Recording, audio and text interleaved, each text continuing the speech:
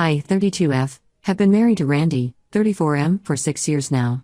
We have 2 beautiful children, Sierra, 5F, and Max, 3M. Our love story began in college, where we met during a charity fundraiser. Randy was the charming, outgoing guy everyone loved, while I was more reserved and focused on my studies.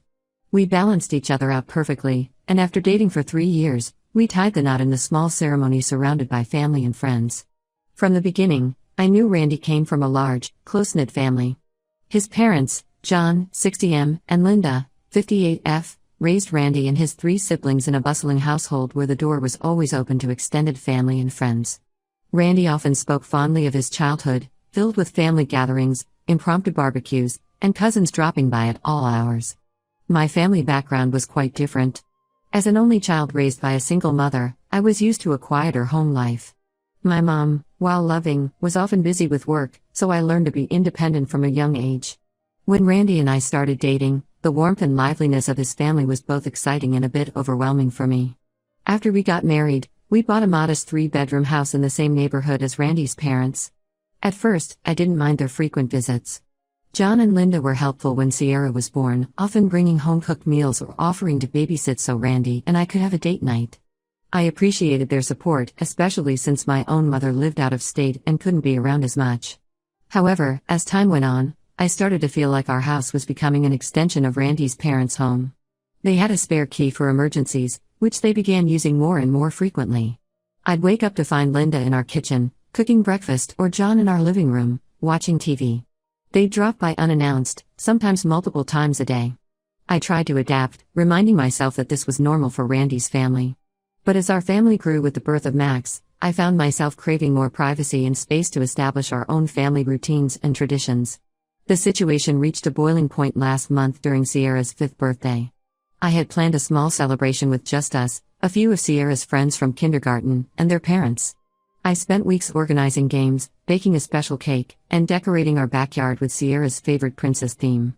On the day of the party, just as our guests were arriving, I heard a commotion at the front door. To my shock, John and Linda had shown up with Randy's entire extended family, his siblings, their spouses, all the cousins, and even some family friends. Our carefully planned gathering for 10 ballooned into a chaotic party of over 30 people. I watched in dismay as Linda took over the kitchen, critiquing the snacks I'd prepared and whipping up her own dishes. John fired up our grill, inviting everyone to stay for an impromptu barbecue. Randy's siblings and their kids swarmed the backyard, disrupting the games I'd organized for Sierra and her friends. Sierra, overwhelmed by the sudden crowd, burst into tears and refused to come out of her room. I spent most of the party trying to comfort her while also attempting to salvage some semblance of the celebration I'd planned. Randy, on the other hand, seemed oblivious to my distress, happily chatting with his cousins and enjoying the impromptu family reunion. After everyone left, I confronted Randy. I told him how disrespectful it was to ambush me like that, especially on such an important day for Sierra. He got defensive, saying his parents were just trying to make Sierra's birthday special. We had a huge fight, with Randy accusing me of being ungrateful for his family's love and support. He ended up sleeping on the couch that night. Since then, the tension in our house has been unbearable. Randy's parents still come over all the time, and Randy refuses to set any boundaries with them. He says I'm being selfish and keeping his family away from our kids. But I feel like I'm losing my grip on my own home and family life. Last week, I reached my breaking point. I had a particularly stressful day at work, where I'm a middle school teacher. One of my students had a meltdown in class, and I spent hours after school in meetings with the principal and the students' parents. I was exhausted and looking forward to a quiet evening at home with my kids. Instead, I walked into what felt like a construction zone. Linda was in our living room, directing 2 delivery men who were bringing in new furniture. She had moved all our existing furniture to the garage and was in the process of hanging up new curtains. The kids were nowhere to be seen. When I asked Linda what was going on, she cheerfully explained that she thought our living room needed a woman's touch. She said Randy had given her permission to spruce things up a bit as an early anniversary gift to us. I was stunned. This was the room where Randy and I had spent countless evenings cuddling on the couch, where we'd watched Sierra take her first steps, where we'd built pillow forts with the kids on rainy days. Now it was being transformed without my input or consent. I lost it. All the pent-up frustration and resentment came pouring out. I told Linda to leave immediately and not come back unless invited. I said this was my home, not hers, and she had no right to make changes without my permission. Linda left in tears, and the delivery men awkwardly shuffled out, leaving half the new furniture in disarray. When Randy got home and saw the mess, he was livid. He accused me of disrespecting his mother and said I had no right to kick her out of our home. He couldn't understand why I was upset about the furniture, saying I should be grateful for such a generous gift. That night, as I lay awake listening to Randy snore on the couch again, I realized we had a serious problem. It wasn't just about the furniture or the birthday party.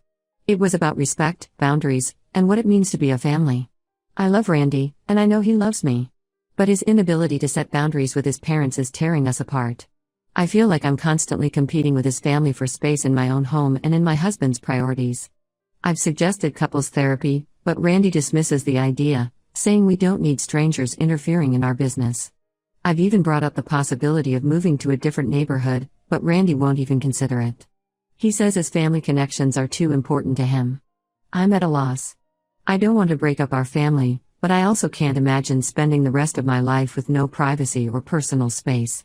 The constant presence of Randy's family is suffocating me, and Randy's refusal to see my side of things is making me question our whole relationship. How can I make Randy understand that his family's behavior is not normal or healthy? Is there any way to salvage this situation, or am I fighting a losing battle? I need advice on how to handle this before it destroys our marriage and my sanity. Update 1. It's been about a month since my original post, and I want to thank everyone for their advice and support. Reading your comments made me realize that I wasn't overreacting and that I needed to take action to address this issue in my marriage. Following many of your suggestions, I decided to have another serious talk with Randy. I chose a moment when the kids were at school and we both had a day off work. I prepared for this conversation carefully, writing down my thoughts and practicing what I wanted to say. I started by telling Randy how much I loved him and our family.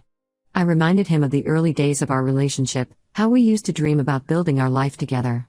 Then, I calmly explained how his family's constant presence was affecting my mental health and our marriage. I used specific examples, like Sierra's birthday party and the living room redecoration incident. To my surprise, Randy seemed to listen more attentively than he had in the past. I think seeing how prepared I was made him realize how serious the situation had become. He admitted that he hadn't fully understood how much their presence was bothering me.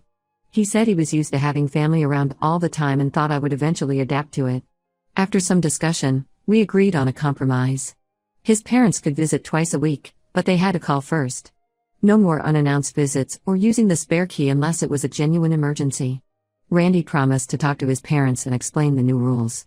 For about a week, things improved. John and Linda respected our new boundaries, calling before visits and limiting their time in our home. I started to feel more comfortable and relaxed in my own space. Randy and I were getting along better, and I felt hopeful about our future. But then, everything fell apart. Last Sunday, I woke up to the smell of bacon frying. At first, I thought Randy was making breakfast, but when I went downstairs, I found Linda in our kitchen, cooking a big family breakfast. The house was full of Randy's family, his parents, his siblings, their kids, even some cousins I'd only met once or twice. When I confronted Randy, he sheepishly admitted that he had given his parents back the spare key. He said they had been upset about the new rules and he couldn't bear to see them sad about not being able to come over whenever they wanted. He accused me of trying to tear his family apart and said I was being selfish for not understanding how important family was to him. We had a massive fight right there in the kitchen, with his entire family as an audience. I told Randy that if he couldn't respect my need for privacy and personal space, then maybe we needed to separate. His family looked shocked and Randy stormed out, saying he needed some air. He ended up staying at his parents' house for a few days after that. During this time, I did a lot of thinking about our relationship and what I wanted for my future. I realized that this issue wasn't just about his family, it was about Randy's inability to put our nuclear family first. He was prioritizing his parents' feelings over mine, his wife's. When Randy finally came home, I told him I wanted to try marriage counseling. He was reluctant at first, saying we should be able to work things out on our own. But after another week of constant arguments and cold silences, he agreed to give it a try. Our first counseling session was a disaster. Randy spent the whole time defending his family's actions and accusing me of being cold and unfamily-oriented. He brought up my own family background, suggesting that I was jealous of his close-knit family because I didn't have that growing up. I felt attacked and misunderstood, and we left the session barely speaking to each other. The counselor suggested we try a trial separation to gain some perspective. Randy was against it at first, saying it would only make things worse. But after another week of tension and arguments, even in front of the kids, he reluctantly agreed it might be for the best. So now, I'm staying at my sister's place with Sierra and Max. Randy is at our house, and unsurprisingly, his parents are there all the time. It's been 2 weeks, and I have to admit, I feel more relaxed than I have in months. My sister has been incredibly supportive, and it's been nice to have some quiet family time with just me and the kids. Randy calls to talk to the kids every day, but he's still angry with me. He thinks I'm being dramatic and that I'll come to my senses soon. But the more time I spend away from that situation, the more I realize how toxic it had become. The kids are adjusting as well as can be expected. They miss their dad, but they've also mentioned how nice it is to have quiet time without grandma and grandpa always around. Sierra has been sleeping better, and Max's tantrums have decreased significantly. I'm not sure what the future holds for us. I love Randy, and I want our marriage to work, but I don't know if I can go back to living like we were before. The thought of returning to that chaotic environment makes me anxious. I have another counseling session scheduled for next week, this time, just for me. I'm hoping it will help me figure out what I want and how to move forward. Should I give Randy more time to understand my perspective? Is there a way to compromise that doesn't involve sacrificing my mental health and the well-being of our kids? Or is it time to consider a more permanent separation? I'll update again when I have more news. Thank you all for your support during this difficult time.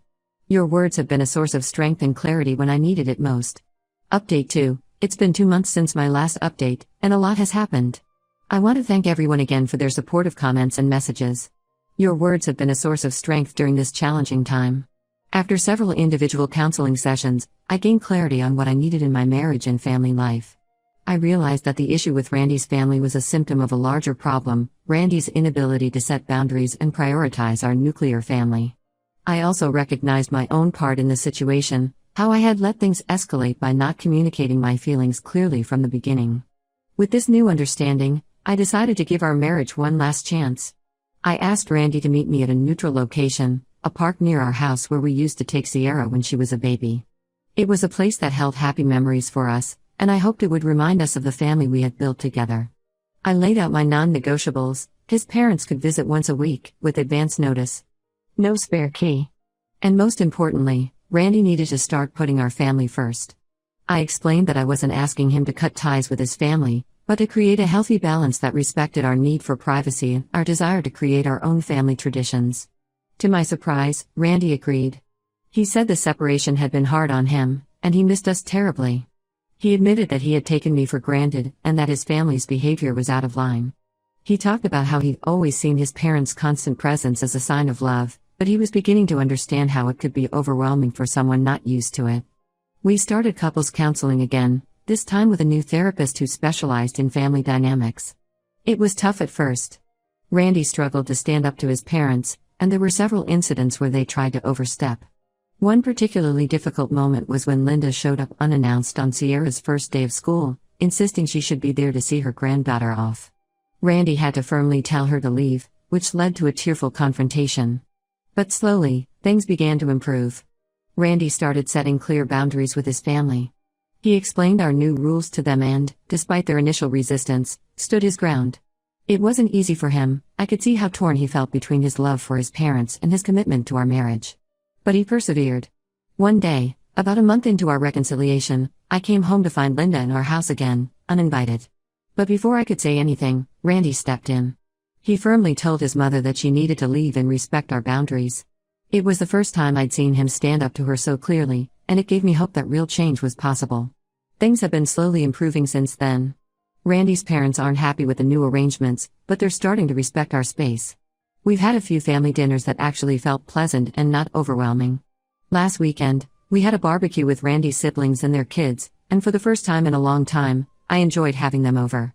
Randy and I are still working on our communication and setting boundaries together. It's not perfect, we still have disagreements, and there are moments when old habits resurface. But we're both committed to making it work. The kids seem happier too. Sierra's nightmares have stopped, and she's doing better in school. Max is more outgoing and less clingy. They both told me they like having special time with Grandma and Grandpa now, instead of seeing them all the time. We're taking it day by day, but I'm cautiously optimistic about our future. Randy has shown real effort in changing, and I'm proud of the progress he's made. I know we still have a long way to go, but for the first time in a long time, I feel like we're a team again. I'll post another update if anything significant changes. Thank you all again for your support and advice. It truly made a difference in helping me navigate this difficult situation. Update 3. It's been 6 months since my last update, and I wanted to share some final thoughts on this journey. Life has settled into a new normal for us, and I'm happy to report that things have significantly improved. Randy has continued to uphold the boundaries we set with his family. There have been a few hiccups along the way, but he's handled them well. His parents now visit once a week for Sunday dinner, and it's actually become a pleasant tradition. They call before coming over, and they respect our privacy. The atmosphere during these visits is much more relaxed and enjoyable than it used to be. The most significant change has been in Randy himself. Through our continued counseling, he's realized how his inability to set boundaries wasn't just affecting me, but also our children and our marriage as a whole. He's been working on becoming more assertive, not just with his family, but in other aspects of his life too. Recently, he stood up to his boss about unreasonable overtime expectations, something he never would have done before. Last month, we faced a big test. Randy's younger sister, Amy, 29F, announced she was getting divorced and wanted to move in with us just for a few weeks. In the past, Randy would have immediately agreed, no questions asked. But this time, he consulted with me first. We had a long discussion about it, weighing Amy's needs against our family's stability and the progress we've made. Together, we decided that while we wanted to support Amy, having her move in wasn't the best solution. Instead, we offered to help her find her own apartment and provide emotional support through regular family dinners and outings with the kids. Randy was the one who called Amy to explain our decision. It wasn't an easy conversation, but he handled it with compassion and firmness. Randy's parents weren't happy about our decision. They argued that family should always come first and that we had plenty of room. But Randy stood his ground. He explained that while we love Amy and want to help, we needed to prioritize the stability of our own household, especially considering the rocky period we'd just overcome. I was so proud of him in that moment. Our relationship has grown stronger through this experience. We've learned to communicate better and to present a united front when dealing with family issues. We're making decisions together, considering each other's feelings and needs. It feels like we're true partners now, in a way we hadn't been before. The kids have noticed the change too. Sierra told me she likes that our house is calm now and Max has been more relaxed overall. They still love spending time with their grandparents and extended family, but they seem to appreciate the balance we've struck. We're not perfect and we still have disagreements, but now we handle them as a team. Just last week, we had a minor squabble about household chores, but instead of letting it escalate, we sat down and worked out a fair division of labor. It's these small moments that make me realize how far we've come. I feel respected and heard in my own home, which has made all the difference. Randy and I have been enjoying more quality time together, rekindling the connection that had been strained for so long. We've even started a new tradition of monthly date nights, with John and Linda babysitting the kids, on our terms. Looking back, I'm glad I didn't give up on our marriage. It took a lot of work, and there were times when I wasn't sure we'd make it, but Randy proved he was willing to change and prioritize our family. I've learned a lot about myself too, about communicating my needs clearly and standing up for what I believe is right for our family. I know now that it's possible to love your extended family while still maintaining healthy boundaries.